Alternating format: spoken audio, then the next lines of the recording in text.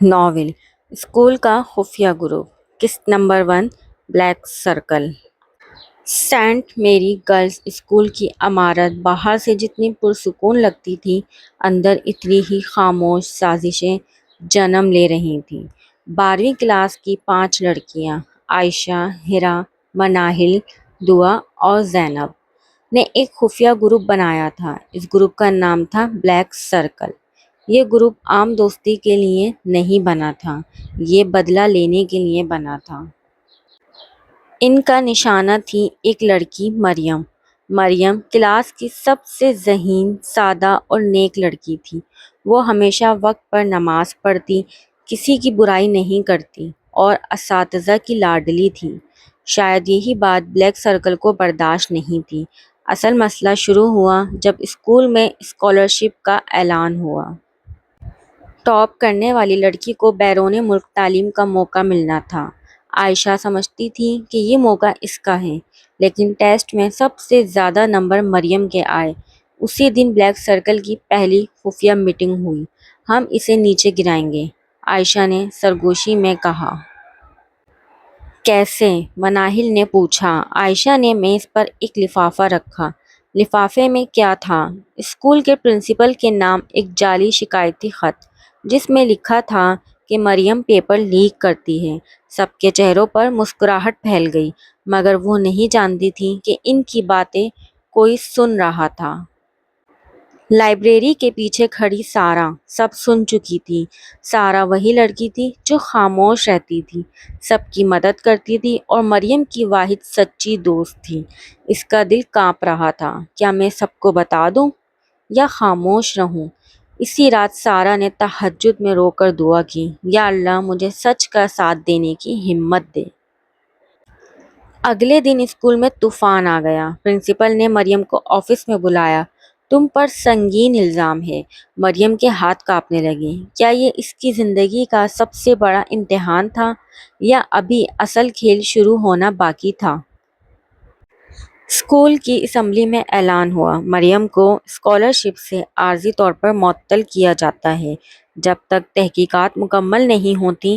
سب کے سامنے مریم کا سر جھک گیا۔ میں نے کچھ نہیں کیا۔ اس کی آنکھوں سے آنسو گر رہے تھے۔ بلیک سرکل دور کھڑی مسکرا رہا تھا۔ لیکن کہانی یہاں ختم نہیں ہوتی۔ اسی دن کیمپس میں ایک نئی چیز سامنے آئی۔ سی سی ٹی وی روم کا کیمرہ خراب تھا، مگر لائبریری کے پیچھے والا کیمرہ صحیح کام کر رہا تھا۔ سارہ کو اچانک خیال آیا شاید وہاں کچھ ریکارڈ ہوا ہو۔ وہ چپکے سے آئی، ٹی وی روم گئی۔ وہاں اس کا کزن کام کرتا تھا، جو پارٹ ٹائم ٹیکنیکل اسسٹنٹ تھا۔ ریکارڈنگ چیک کی گئی۔ ویڈیو میں صاف دکھ رہا تھا عائشہ اور اس کی دوست نے لفافہ رکھتے ہوئے سارہ کے ہاتھ کانپ گئے۔ یہ تو ثبوت ہے۔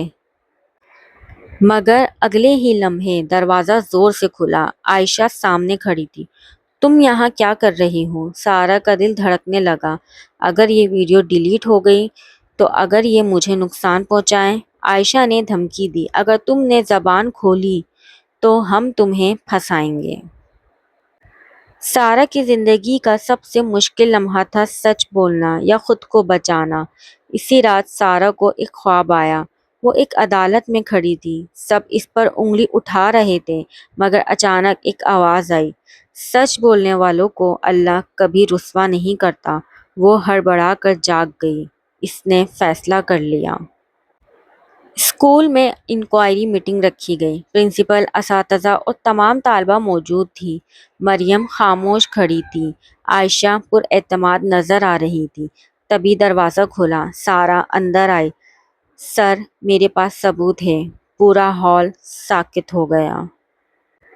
ویڈیو چلائی گئی۔ ہر چیز واضح تھی۔ بلیک سرکل کا راز بے نقاب ہو چکا تھا۔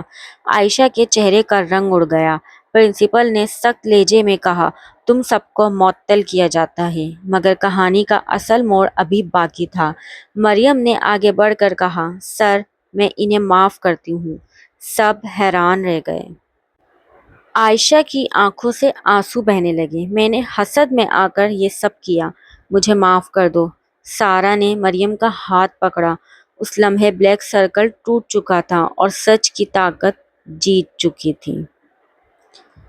حسد انسان کو اندھا کر دیتا ہے، مگر سچ بولنے والا کبھی ہارتا نہیں ہے، اور سب سے بڑی عدالت انسان کی نہیں اللہ کی ہوتی ہے۔